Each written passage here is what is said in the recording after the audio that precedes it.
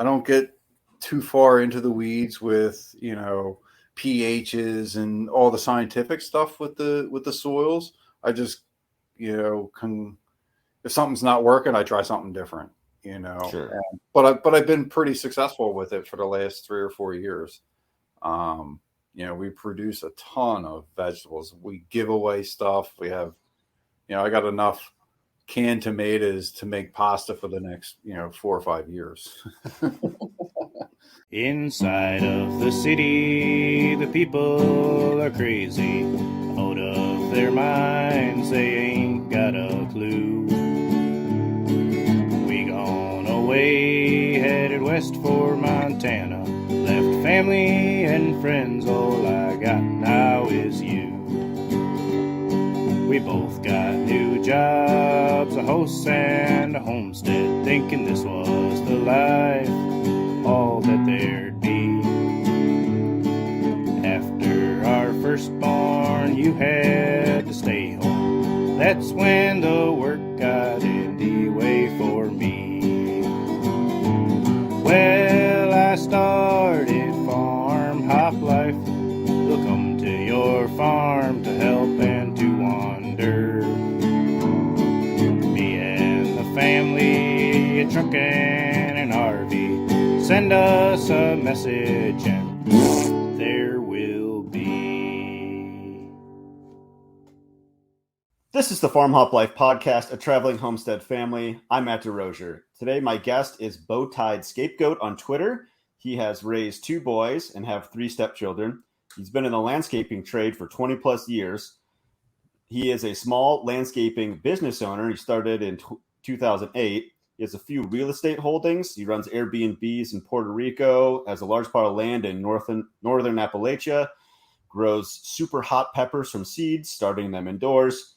He has 2 raised garden beds to provide for his family, and he lives in the suburbs, so it's a small space, but he has high yields. So this is interesting. Doing a lot with a little. I like that. So how are you doing tonight? I'm doing well, Matt. Thanks for having me on. Yeah, I appreciate you being here, man. So, man, that's a lot of stuff. I don't even know where to start. I guess let's start about the Airbnbs in Puerto Rico. I know that's usually not the first question to ask, but that's unique. How'd you get into that? So, my wife's family is actually from the island, and she was adopted when she was a baby, and right at birth. So she never knew her biological parents. Well, she did the whole ancestry thing, got some results back, and got in contact with her family just probably about 6 or 7 years ago, and found out that her dad was from Puerto Rico. Believe it or not.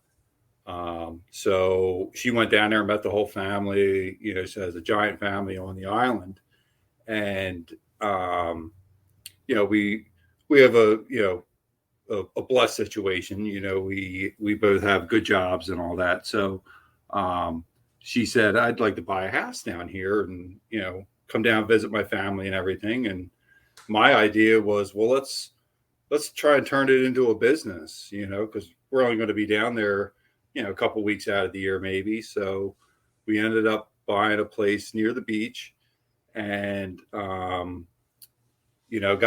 stayed down there for like 3 or 4 weeks, sporadically, not all, continuous, but just kind of work out the kinks in the house and see what people would want and all that.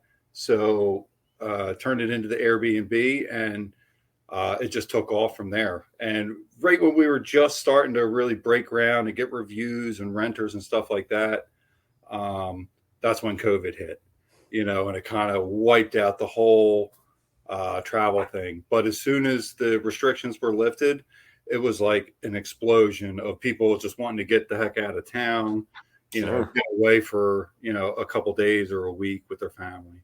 So it really took off in later 2021, I guess it was, or 2020, after the restrictions and stuff were being lifted.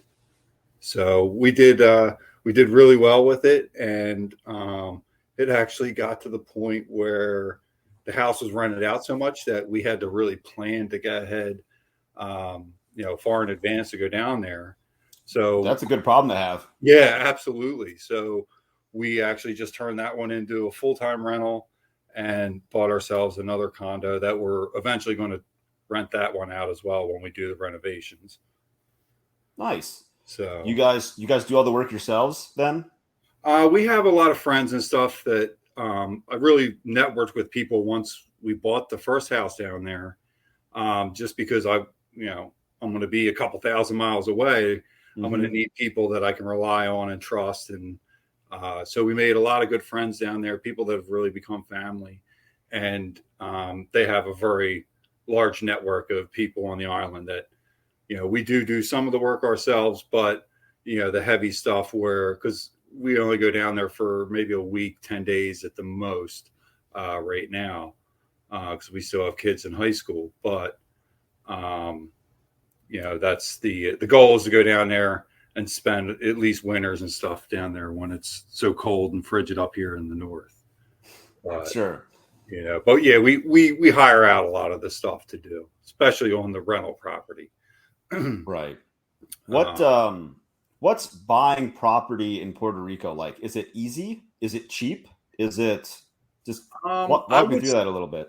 Yeah, so I would say we got in right before like all the boom of the real estate and stuff. It wasn't that far, far after when Maria hit the island, which devastated the island. The people of Puerto Rico are some of the most resilient people that I've ever seen. Just because they went without power island wide for almost a whole year. And it was just a community coming together, helping one another out. And, unfortunately, a lot of people did just basically walk away from their houses and go move to the States. And so there was a lot of abandoned properties and, just stuff that wasn't being taken care of. Took up, and I think insurance money just started coming in maybe a year and a half ago, year ago from 2016, was it? Or 17. Yes, I don't remember. So yeah, but it's it's building back up. It's become a vibrant tourist spot again. And a lot of with like cryptocurrency and stuff like that, there's a lot of people moving down there for the tax havens as well. Sure. There's a couple of different acts and stuff like that is designed to attract wealth down to the island. So, and I had no idea about any of that stuff until after were 2 or 3 years into owning our first property there, which is interesting. There is a lot of expatriates there. A lot of people that are from the States all over, the continental U.S. That moved down there permanently. So that's kind of crazy. Yeah. Last question about Puerto Rico. How is their power generated? Do you know? I'm not exactly sure. It might be a coal-fired power plant that they use. They did have some giant windmills up generating electricity, but Maria wiped a lot of them out, and they're just kind of laying there, not doing anything right now. But the power grid is sketchy because everything's connected. It's all centralized to one place. So if one substation goes out, it takes out a couple neighboring ones or stuff like that. And I've been down there where I've been without power for 24, 48 hours before, but never really longer than that. The infrastructure system, it's not like here in the States, like, you could possibly lose water, depending on where you're at, or if they're working on a line somewhere, or, just because everything's so centralized, especially with the power. But, I've never had a major issue with it. The last time I was down there, I think we lost it for like little over 48 hours. So the end of our trip, we were without power the whole time. Dang. Yeah. But and the people down there, like people here in the States would be freaking out. Everybody's running generators and shit. No kidding. Down there, everybody's like, all right, well, we'll just go to the beach, So, I mean, it's not a very big island. No matter where you are on the island, you're not more than, half hour, 45 minutes from, the coast. Sure. You're like, oh, darn, I can't do any work. I guess I'll go to the beach. Yeah. Yeah. Definitely a much more laid back society that way than here in the States. You get the hustle bustle, especially in the big cities and stuff. That must just drive you crazy, the laid backness. Yeah. I mean, it does kind of sound like it though, because you sound like you hustle pretty hard. Being having your fingers in a lot of pies. Doesn't sound like you take it easy. Well, I mean, it's a balancing act, and I've hustled for, I've been in business for 15, 16 years for myself. And it's in the beginning, it was a big time grind, and you just become like a well-oiled machine, and your processes and operations just kind of roll themselves, with minimal effort. So it's definitely a balancing act that you have to do with it. I do have my chill time where I don't really do anything work related, and with the Airbnbs, that's kind of easy. I can operate that from my couch here, Sure. and I don't even need to have a host. I can, I have an electronic deadbolt. I have lock boxes for keys and stuff like that, and backups to my processes. So I don't have to worry about, okay, this one didn't work. Okay, well, there's a backup. And that's something that I learned in the landscaping business.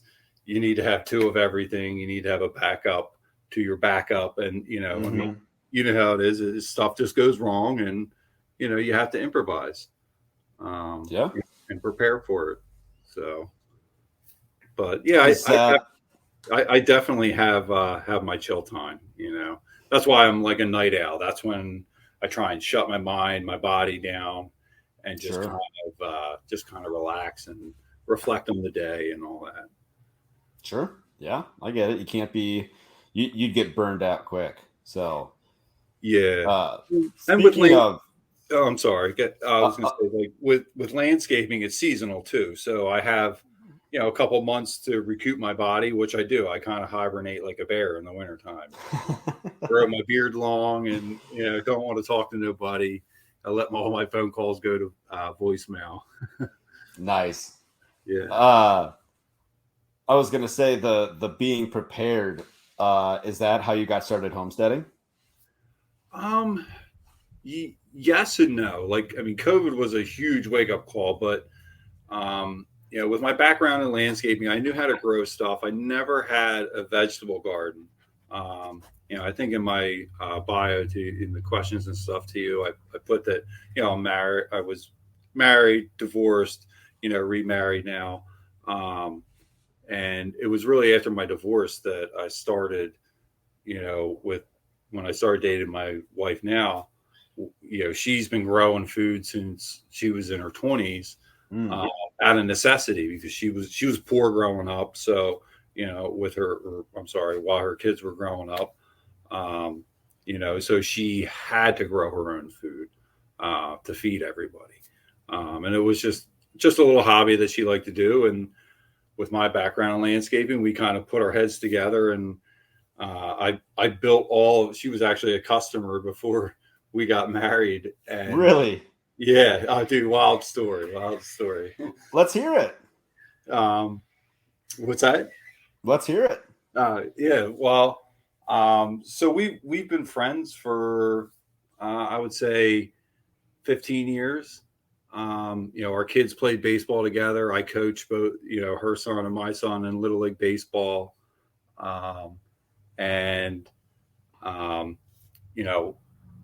She went through a divorce, and she became a customer of mine. I was cutting her grass and doing a landscaping and odd jobs and stuff for her. But we also vacationed together with our kids and families and stuff. And, she went through a divorce, and then, 4 or 5 years later, I went through my divorce, and, it was cool because we didn't have to start from scratch, and it was very organic. It was just, we got together, we were talking one night, and, about things that we both went through in our divorces. And, we always kind of had a connection, but we were in relationships. So, that's, we don't go there. But now that we were both free of that, it just, there was a spark there, and it just went off from there. You could sell the rights to that for like a movie or something. Yeah, if I could. And even my wife's story is amazing too. She was young when she had her first child, and put herself through. She finished high school with a kid, put herself through a college, graduated with distinction in college. Started her corporate career. She was on food stamps and stuff like that. Like I was telling you, she was growing her own food. And now she's a very, very successful woman in the corporate world, executive level. So, dang, man, good for her. Her story is like amazing.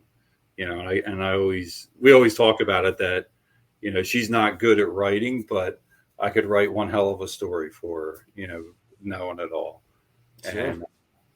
And, and then meeting her dad later on in life and all that. I mean, it's just a combination of things. And it's, when you meet people, you can kind of see the power that they hold, just looking in somebody's eyes, really.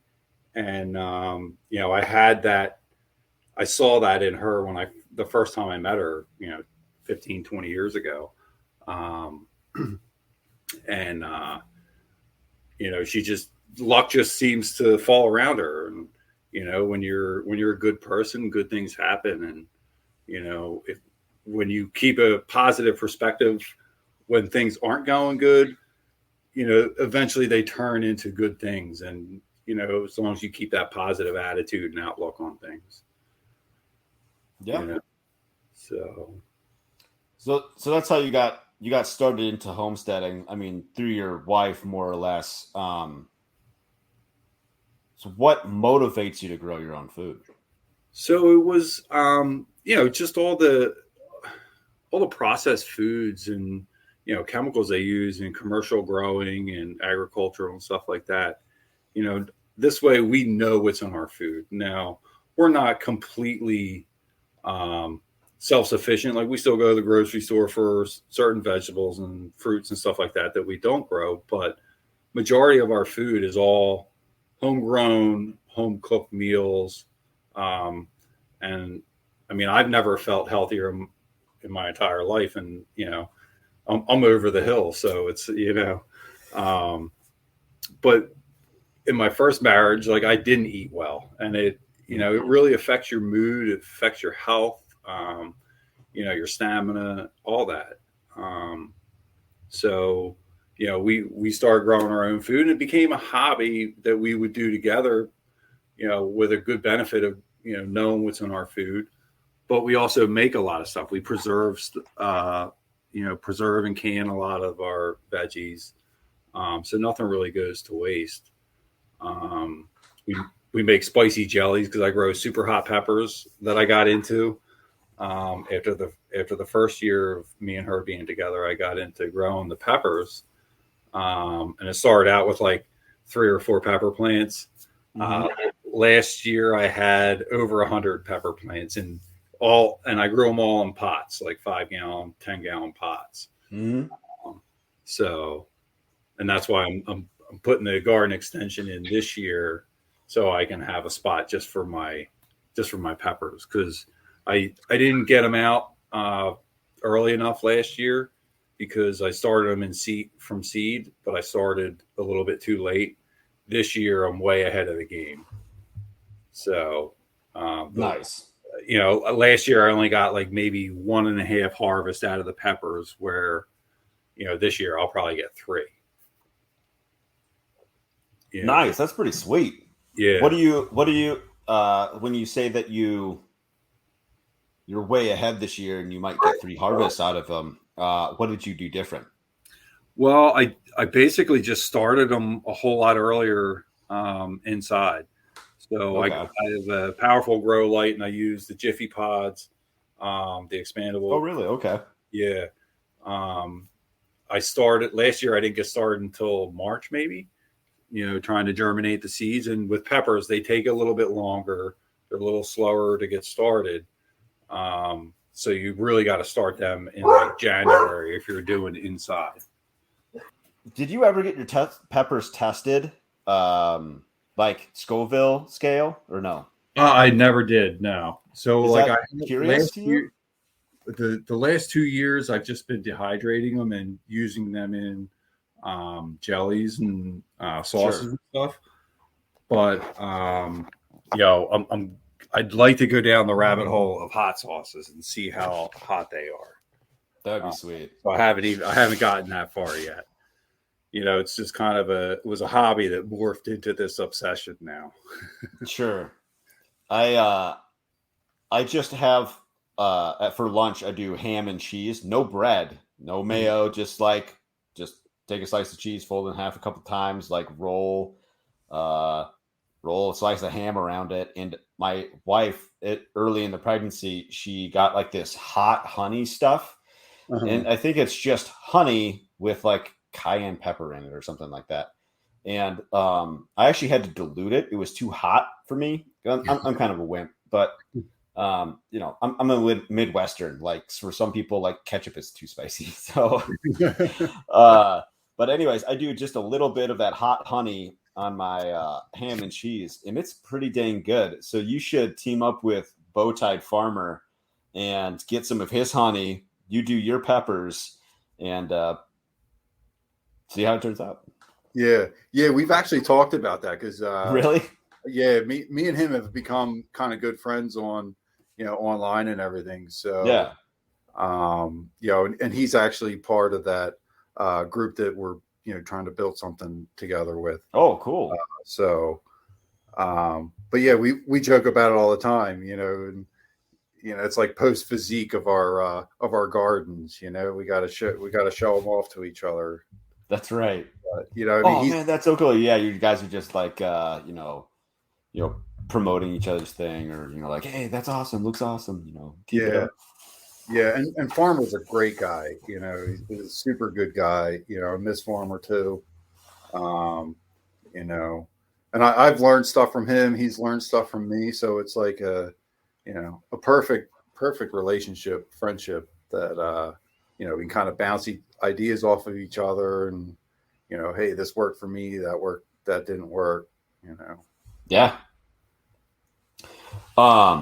So what in your garden, what kind of like practices or methods, techniques are you using? I see that you said that you have raised beds. Why did you choose raised beds? So I did the raised beds because we have heavy like red clay soil in my area. Okay. So it really holds that water, and it tightens up in the summertime and stuff too. So I was like, well, we'll just instead of trying to amend the ground that's there, I'll just build up. I only did one tier up of the 6x6s. Okay. And then just filled it with my compost soil and, mushroom soil and everything. So, but it really helps keep it up out of the ground so you can control the moisture to it. Mm-hmm. You may have to water a little bit more, but the last couple of years we've had ample rain where I barely had to turn my sprinkler on. Nice. So what else do you do besides like the raised beds for, to be able to finely tune like the soil, you're not working so hard just to. So like I mainly use mushroom soil. And what does that mean? I've never heard that. So mushroom soil, it's like kind of a pasteurization process they do of the soil, and it's used for growing mushrooms. Super nutrient, black, dark, loose soil, and it's just packed with the nutrients it needs. You do have to. I've read a couple varying things on it, where you have to add stuff to the soil to get your levels right for all the nutrients and stuff. But I just till it in, and just add fresh stuff to it every year, and it's fine. I have no problems. The plants grow really well. It's probably a tiny bit acidic, soil, so you got to be careful of what you're putting in there. And sure, but it's like they used to sell it as you get fresh mushroom soil, which was like super hot soil with nitrogen and everything, so it could burn the plants and everything. But yeah, they don't sell the aged stuff anymore, so it's kind of it's not as powerful when it comes when you put it in your gardens. Is it expensive? I pay about $24 a yard for it, cubic yard. Holy smokes! Yeah, that sounds expensive. I mean, a cubic yard, that's going to do about 100 square feet, 1 or 2 inches thick. A couple inches thick. So, it's costly for the initial cost building your gardens, but maintaining them, you just throw a yard or two on top of it, and you're good to go. And you can get it in bags and stuff, but just local garden center. You might be able to find it in garden centers. You'd have to Google around to find it, but I have a mulch yard right by my house, and I know just from dealing with them for the last 20 years in landscaping that we use it on trees, shrubs, flower beds, and all that. So I knew to try use that, and then I could get it in bulk too. Oh, nice. And I had the truck and everything to where I could go just pick it up and shovel it out of my truck. Because I have a dump bed that raises up, makes it easy. Nice. So, what have you, other than the mushroom soil, what have you tried that has worked well? So like I've done, with my background and everything, I knew how to take care of the plants and stuff like that, watering and because that's like a big thing for people just starting out. Like, well, when do I water? Well, when it needs it. That's just common sense to me, like I can tell. But the peppers did really well. I did them in fabric pots last year. And what that does is the air pruning, because it's a fabric pot, more oxygen getting to the roots. So they basically prune themselves. They don't do the whole spiral thing around the plastic pots. But you have to water them more often. Sure.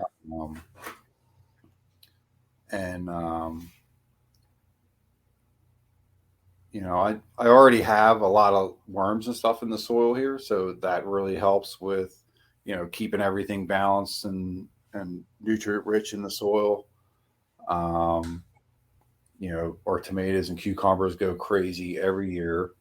And then, but I also have like trellises and stuff too, like, for pole beans. I got them for cucumbers, and we just kind of like jam pack our garden.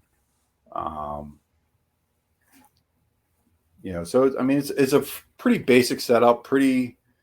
I don't get too far into the weeds with pHs and all the scientific stuff with the soils. I just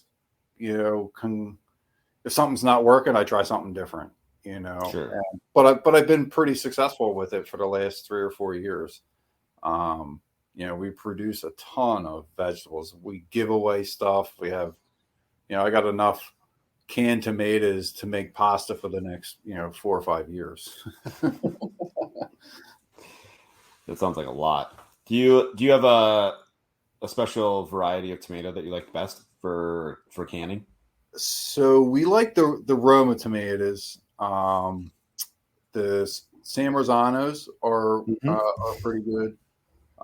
We got the old school Roma tomatoes this year, so I'm kind of eager. The nice thing about the San Marzano is they're a little bit tougher on the skin, so they're easier for like cutting and stuff like that. Sure.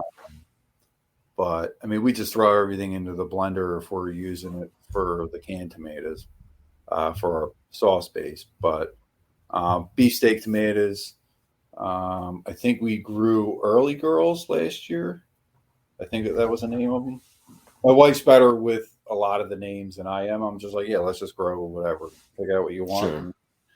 And, but yeah, and then we planted 2 cherry tomatoes last year, and one was a sun-kissed cherry, so they're like more orange, and they were fantastic. They were much sweeter than the regular just cherry grape tomatoes, and so we decided to plant just one of them this year because we just had too many. So many rotted on the vine that it was kind of a waste taking up space in the garden. Sure. Yeah. What have you tried that didn't work or failed? Well, this year's been garlic for me. It was my first time trying to grow garlic. Mm-hmm. And I don't know if I didn't do it right or what, but I didn't have any success with that so far this year. And I don't know if something got in there and ate, because I had a problem with voles last year. Oh, they got in there, and ate, just ate the, little seeds or pieces of garlic that I was trying to grow. But I couldn't even find the pieces that I put in there. I dug around, looked for them, they're not even there. So, that's a bummer. Yeah. So, when's your last? What's that? When's your last frost date? Like, when did you put plants in the ground outside? So I was a little bit behind because the weather was terrible this year. Usually, my area is like Mother's Day is the perfect day to plant. Okay. The first week of May, you don't have to worry about frost anymore. But we did have a late frost. I want to say late April, early May. We did have a frost. So if you put your garden in early, you were going to have to take precautions to get out there, protect everything, and all that. But I usually just wait until I know. I'll look in the 7-day forecast and be like, okay, we're good. It's going to be in the 70s. It's not going to drop down to 32 again. Right. So, but it's right in the beginning of May is when we can put stuff in the ground. I was just curious how established your garden is so far, because I'm seeing a bunch of pictures in some of our media. Man, how is their stuff already? They're already picking strawberries almost, and I'm like, I just got my stuff in the ground 2 weeks ago. Yeah, if that, just and that's I'm kind of freaking out because I still have to. All I have to do is put soil into the garden extension I'm making, and it's basically doubling the size of the garden for the peppers. And I'm stressing out because I'm like, it's they need to get it in the ground. We're in June already, So, but yeah, we're producing strawberries already. I have a couple of herb boxes, herb tables with that one grow strawberries in. Another one that I'm growing lettuce, spinach, and some radishes in, and then the other ones like basil, rosemary, thyme, cilantro, all that good stuff for the herbs.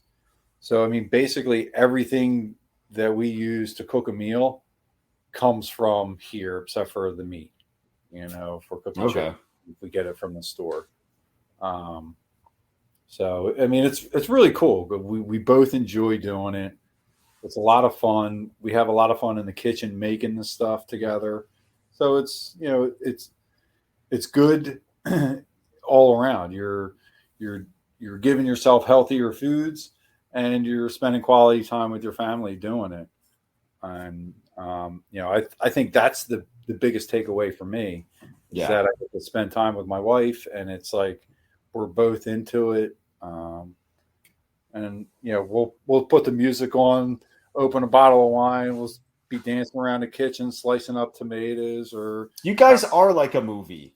Yeah, it really is. It's we both went through shitty situations with our divorces and stuff, and life rewards you when you come out of that, because that can really beat you up, going through a divorce and trying to start over after that.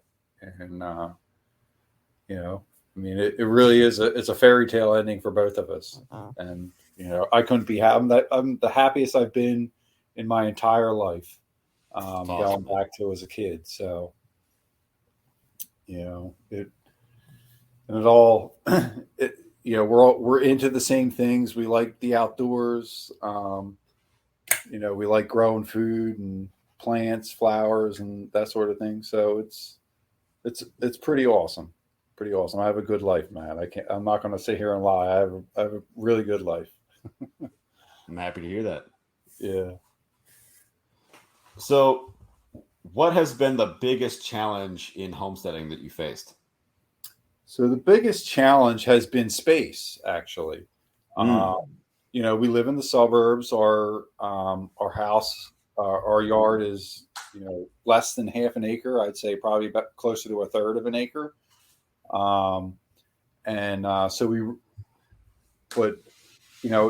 Our backyard is fenced in for our dogs, and that's only, I want to say maybe 80 by 60. Okay. So it's not real big, and we have a pool and a patio that takes up most of that space. So that's why we have the small raised garden beds, and the space has been the biggest challenge for me. That and dealing with pests, Okay. Because you don't want to spray everything with chemicals and stuff like that. So, last year we had squash bugs that took out all of our squash plants, so we didn't really get any harvest from that. And the cucumbers, I think it was too wet of a year for them because they were just not. They produced really well in the beginning of the season, but after that first harvest, that first run, they were like terrible. The cucumbers weren't good. They were kind of bitter and hard. So we ended up just taking them out halfway through the summer because they weren't doing anything. Sure. Yep. So because of the space, I'm assuming that's why you don't have any livestock. Yes. Yeah. And there's actually ordinances in our town. That was my next question. We could have chickens, but that we couldn't have hoofed animals or anything like that.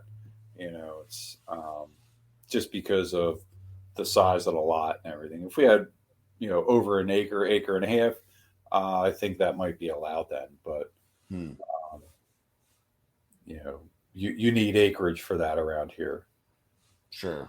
And it's not that big of a deal to you that you're contemplating moving that just to have livestock. Yeah. I mean, the livestock would be nice, but we have such busy lives right now with, the landscape business and we do a lot of traveling down to Puerto Rico. And we actually just purchased 100 acres in the northern Appalachian Mountains. Dang, dude. Good for you. And that could be a potential option for, full on homesteading, but we're talking a couple years down the road, once our kids get out of high school and, but we like to be able to move around and like that freedom. We have 2 dogs, and it's always a challenge trying to find, someone to watch the dog, or you don't want to put them in the kennel because it's just not the same. They're in a cage most of the time. So luckily my parents are close enough that they can help out with the dogs and stuff. But Um, yeah, I would say because with the properties down in Puerto Rico, we like to go down there, you know, once every other month at the least. Try and get down there once every month, month and a half. And now with the property up in the mountains, um, you know, we'll be traveling up there doing stuff there as well. So, Right. Dang, man. That's eventually, crazy. yeah. 100 acres in Apple. Man, what can I ask what you paid for it? We paid like 165. What? That Yeah. seems like a crazy good deal. Am I like, Yeah. So like the area is like I've been hunting in this area for 20 plus years, and that's been like my ultimate dream to have a property of my own where I can go hunt animals and mm-hmm. specifically white-tailed deer. I love white-tailed deer hunting, um, Bow and or rifle? both. I do both. I'll Nice. do like around my regular house is where I'll do my archery hunting because you can't hunt with a rifle in the area because it's just too built up. I'm too close to the too close to the city, too populated area. Right. But the further north you go, you can start using rifles and stuff, and that's why I've been going up there for 20 plus years. Um, and it's so the property that I bought, I've been hunting there 20 years, and that was always my dream to buy something to go hunt my own land. And I just kept I started looking, and I came across it, this property, and I was like, "Whoa, that's like super cheap for the land." Mm-hmm. I'm gonna go look at it. So I went, looked at it, and like just jumped on it. I was like, "We'll take it." Like, where do I sign? And because I saw that the mountain is loaded with deer. There's at least a dozen and a half deer on the property. I saw a coyote, which isn't necessarily a good thing, but it's still something cool to see up close. Mm-hmm. Saw a bunch of turkeys, and the reason that the property was cheap was because it was logged, but it wasn't clear cut logged. Oh, that's good. So they came in and they took a lot of maple, oak, and cherry off of the property, but it's not like bare, and that's actually good for the wildlife because then the forest floor starts growing back up again with brambles. Right. Food attracts different types of animals, gives them cover. Proper management. Yeah. Yeah. Oh, So that's cool. That's awesome, dude. yeah, and the property's more or less for recreation, for hunting and camping. Like we could have a large family gathering there if everybody brings their campers and stuff like that. So, but it's got river frontage, and all the logging trails are there, so you can basically drive all around the whole property in a heavy duty 4-wheel drive vehicle, or riding 4-wheelers and stuff like that, which me and my kids do. Nice. That's So, awesome, man. yeah. So what would you say the best part about homesteading is? So the best part, I would say, definitely spending time with my wife. We enjoy each other's company, and we work well as a team together too. Whether it's outside in the garden or inside, preserving foods and stuff like that. We work very good as a team, get along really well, and have a lot of fun doing it. And making all the different kinds of foods. We don't buy spices from the store anymore. I have all the peppers and stuff. She'll cook. She's very creative with making dinners and stuff. So she'll combine spices and something that maybe we bought at the store.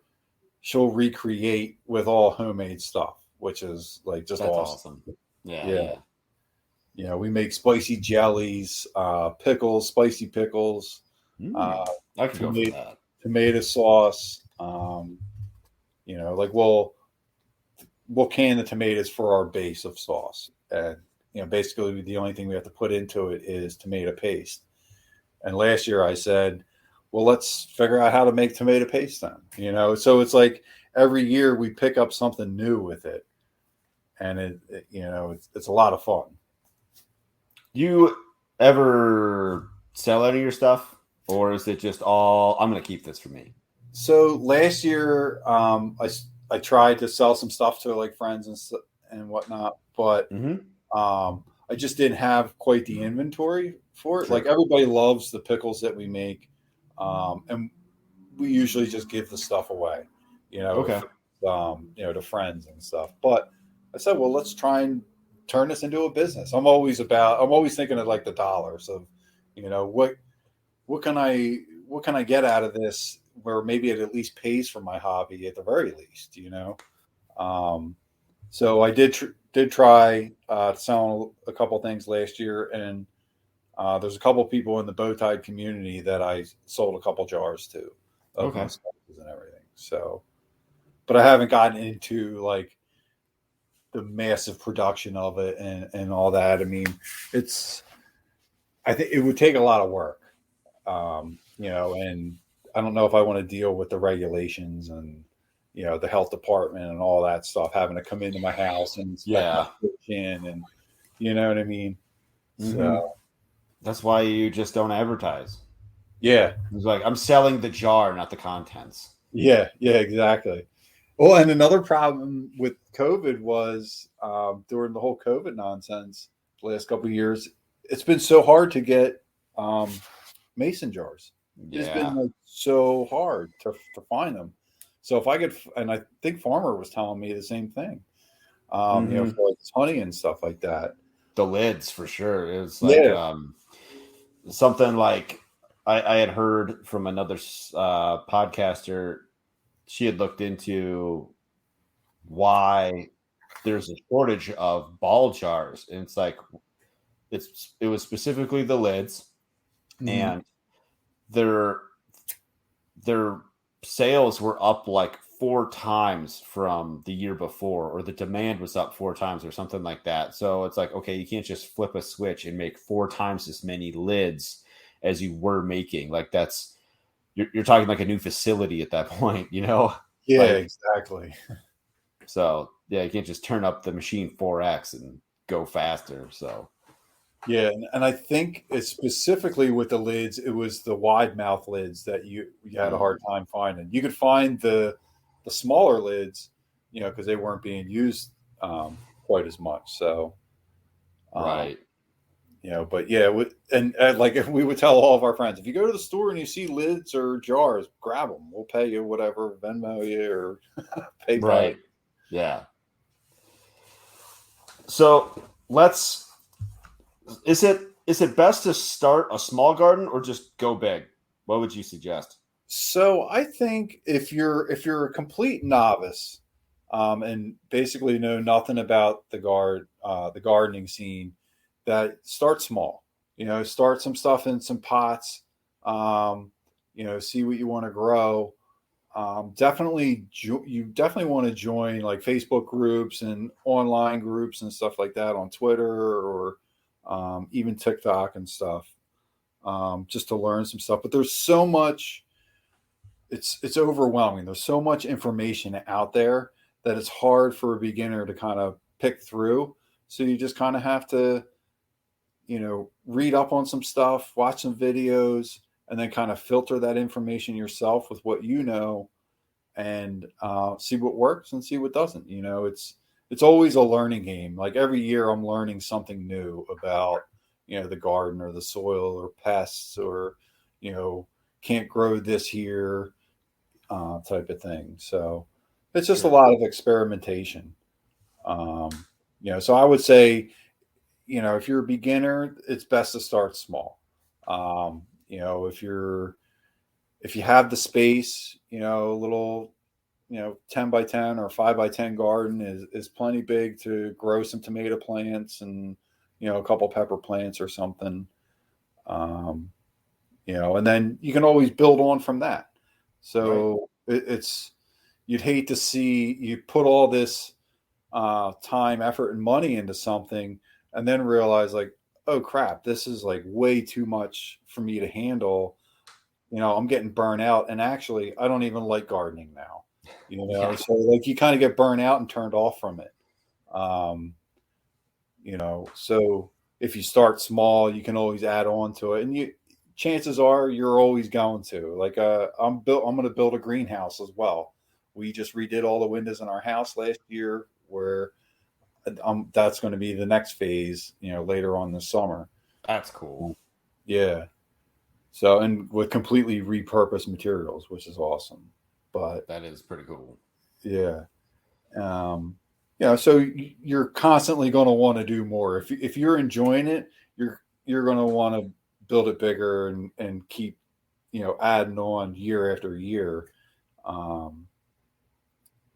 So I think it's best to start small and then add on as you get better, more knowledge, and comfortable enjoying your garden. Is there a couple of vegetables or, let's say, fruits that you would recommend people get started with? Like, okay, these are easy. It's kind of hard to screw up. Yeah, I would definitely say like tomatoes, cucumbers, peppers, like bell peppers. They're pretty easy to grow. You know, take minimal care. Like some of the super hot peppers that I grow, they can be kind of finicky, especially starting them. Okay. But everything that I grow, it seems fairly easy and fairly not maintenance free, but very limited maintenance to them. Some watering, some weeding in the bed, and picking the fruits and veggies when they're ripe. But definitely cucumbers, tomatoes, peppers, they're real easy for a beginner. Don't take a lot of care or special care or anything like that. And I mean, I have like strawberries too. I mean, strawberries are super easy to grow. In fact, you're going to be trying to contain them that they're going to grow so much. Right. Like that's why I have them in a, like an herb table, because I don't want them spreading all over the place. Because from landscaping, I know all about wild strawberries and how much of a pain in the butt they are to weed out once they get established somewhere. Yeah. So, strawberries are kind of crazy like that. Like we planted them our first year at this house, and like I did not like do anything for the winter. I just like left the garden bed uncovered, didn't do any weeding, nothing, and getting ready in like that following spring, I'm like, we have strawberries growing already. Like it was crazy how resilient they were, and just like, yeah, damn. Well, and also like the amount of time that they produce fruits. I mean, you're going to get it from like, we're pulling strawberries, big ripe strawberries off of our plants now, and we have been for about a week now, and we'll get fruits off of them until first frost. Like we'll be Nice. sometimes well into late October, possibly even early November if it stays warm enough. So Sweet. They're super easy. And then I transplanted some blueberry bushes from a friend's house. They were going to cut them down. I was like, oh, I'll come dig them up and plant them in my yard. And yeah, they took off. They're super low maintenance. Don't really have to do anything to them except cover them with netting so the birds don't get to it before I get to harvest them. Right. Animals have a way of doing that, like the day before you're gonna pick them. They're just like, nope. Yeah. They're professional harvesters. They know when that stuff's ready. That's true. That is true. It's literally how they survive. Yeah. Yeah. So, and then I have some blackberry and raspberry bushes as well that are like super easy to grow. How big do your blackberries get? Like the size of your thumb, or? I would say probably about a half inch, 3/4 of an inch at the most. They don't get like too big. They've only been in crazy big ones. Yeah, they they've only been in a couple years, and they were kind of tucked in with the rest of the vegetable garden, so they were kind of getting crowded out. And they spread underground too through the the stolons and roots and stuff like that. So I took them out of the veggie garden and put them actually in the landscape beds underneath my pear tree. So we'll see how they do this year. Let's talk about this business model you and BowTied Farmer are working on. So you got this Discord that you're putting together to help make better men, and you're calling it Building Kings. Can you tell me what that is, and like so far, what you guys have got so far? Yeah, so we have a group chat on Twitter, and there's 10 of us in this group chat, and over the last 6-7 months, we've all become really good friends, and it's been a completely organic building of a relationship between all of us together as a group. I don't think I've ever been in a group message before where it's like just constant. You're like everybody's talking in it, engaged, knows what's going on. Like we help each other out with personal situations, advise on stuff, business stuff. And we're all varying ages. So, some of us are in, I'm in my 40s. Some of the guys are in their mid 30s, early 30s. Other ones are in their mid 20s. So it's a wide range of age for us all, but we're all kind of based in, in our ideologies, I guess you would say, and just way of living. We want to be free men. We want to be sovereign men. That we don't want to have to answer to other people, to a job, to the government, to societal pressure and all that. So we'd really like to put something together where we can kind of take all of our experiences and help other guys, help other men, because men don't have an outlet, right? So like women, they talk to their friends, they go out and stuff like that. And guys do that too, but it's not like there's nowhere, like if you're hanging out with like my in real life friends, like we'll hang out, we'll just kind of shoot the shit. We don't really dive into like our problems and our maybe issues and mental stuff that we're going through, where these guys that I know on, strictly online, we all share stuff that we probably don't tell anybody else, except for maybe our spouses.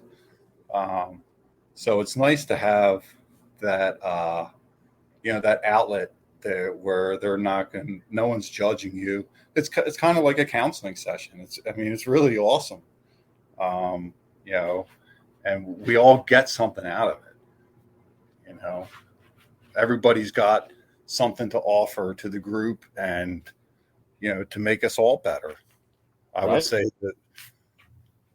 that I've improved greatly as a man, just from talking with these guys, sharing our ideas, thoughts, feelings, experiences. So, and we'd like to share that with other men too.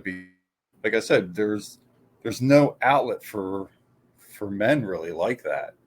Like, sure, you can go to therapy and you're going to have to pay for it. And, maybe you're not going to be as honest with the therapist. Whereas if you're talking to a group of other guys that have been through something similar, like, oh, hey, this guy's been through this. So, I give him more, validation than, some shrink that I'm going to see or something. You know what I mean? Sure. Yeah. You can relate much more with that, in my opinion. So then what's the business model, or is it still in development? So it's still in development, and we're actually going to be having a meeting about it, a phone call on Discord, to kind of hash out some ideas and plans moving forward. So it's it's just even in its infancy right now. But I would say by fall, winter this year, there'll definitely be something substantial being put out there and promoted and all that. And I think we're probably going to start promoting it, towards the end of the summer here once we get a couple of the basics That's built. awesome. But we were thinking maybe doing some sort of men's retreat, where they, with my, where we go out into the wilderness, spend a week or, 5 days out in the wilderness, learn how to start a fire, learn how to catch and, kill your own food, prepare it, that sort of thing. Basically like a mini survival course for men. But then you get like the mental help with it as well. Not mental help, but mental guidance, I guess you could say. Sure. No, I get it. That's awesome, dude. I'm looking forward to seeing how that what all comes of that. That'd be really cool. Yeah. We're excited about it, and there's all this talk about the doom and gloom in society and where the economy's going, and making Wi-Fi money, so to speak, and at least in the crypto world, that's how they're speaking, and so this is kind of an opportunity for us to put our heads together and maybe make some money doing something we enjoy, and also helping other people out. Because the group of guys that I'm talking with, they're all very caring, individuals. Like, we don't want to see anybody suffer. We know hard times are probably coming, and if we can minimize that for some people, even if it's just one person, it's worth every bit of effort we could put into it. Absolutely. So, and that's kind of how all of us really live. Service to others, and with that comes good karma, and good things come back to you. So no, that sounds great. So let's, like, wrapping up here. You have a couple of different can't talk, a couple of different social medias. Are you most active on Twitter? Yeah, Twitter's where I'm at all the time. I just kind of grab the handles on the other platforms just to have them, so I could possibly expand. If I decided to, take a business that route or something like that, and I may do that with either YouTube or TikTok, with videos of like nature and stuff like that, because the mountain property that we just purchased. I plan on setting up cameras all over the place, and using some of that live, or some of that footage for videos and stuff like that. Because I was talking to a guy on Twitter, and he was talking about, there was this rain video on YouTube, sounds of rain, and you could basically pick any sound of rain that you wanted. It had like a couple 100 million views. Like, the guy makes $1 million a year just off of a recorded sound that he put with some video, and I mean, he's just basically printing money in his sleep. Yeah, that's true. Speaking of trail cams, did you see the photo going around Twitter recently about that owl that looked like it was attacking a deer? No. I think it was, what the heck is the account? Cowboyin' before it was cool. I think that was him. Okay. I'll have to search that when we get off here. Kind of crazy. Like, it's like the owl isn't quite at the deer yet, but like, I mean, it's within a foot. Well, if like it's talons getting the deer. I'll find it and I'll send it to you. But so yeah, BowTied. I see it's BowTied Fall Guy on Twitter. Yes, yes. Actual at BowTied Fall Guy, but yes, yeah. That's my okay. that's my Twitter handle, because BowTiedScapeGoat wouldn't fit in there, and I'm too stupid What? to abbreviate the Bowtied Scapegoat so it matches. But Sure. you know, Bowtied Scapegoat, Fall Guy, they go hand in hand, and it goes with my theme of landscaping and that sort of thing. So, Sure. but Well, hey man, I got a couple more things after we wrap up, and I appreciate you giving me your time tonight.